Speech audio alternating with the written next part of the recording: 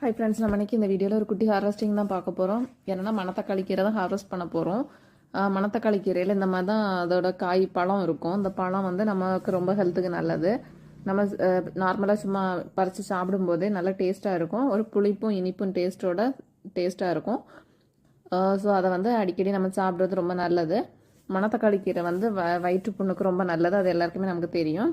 So காய்ச்சல் அந்த மாதிரிலாம் வரும்போது நமக்கு அந்த மருந்தெல்லாம் சாப்பிட்டு கொஞ்சம் வயரெலாம் புண்ணாக இருக்கும்ல, அந்த டைமில் வந்து நம்ம அந்த கீரையெல்லாம் பறித்து சூப் போட்டு குடிக்கும்போது நமக்கு வந்து வயிற்று புண்ணுக்கு ரொம்ப நல்லது.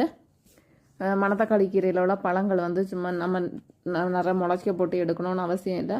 நார்மலாகவே அந்த பழங்கள் கீழே விழும்போது, காய்ஞ்சி விழும்போது அதுவே நிறைய சீட்ஸ் முளைச்சி வரும், நிறைய செடி முளைச்சி வரும். அதே மாதிரி தான் நமக்கும் ஒரு பாட் ஃபுல்லும் மணத்தக்காளி கீரை அந்த பழம் விழுந்து நிறைய முளைச்சி நிற்குது. Thank you friends. என்னோட இந்த வீடியோ உங்களுக்கு பிடிச்சா லைக் பண்ணுங்கள், ஷேர் பண்ணுங்கள், மறக்காமல் நம்ம சேனலை சப்ஸ்கிரைப் பண்ணுங்கள் ஃப்ரெண்ட்ஸ். தேங்க்யூ.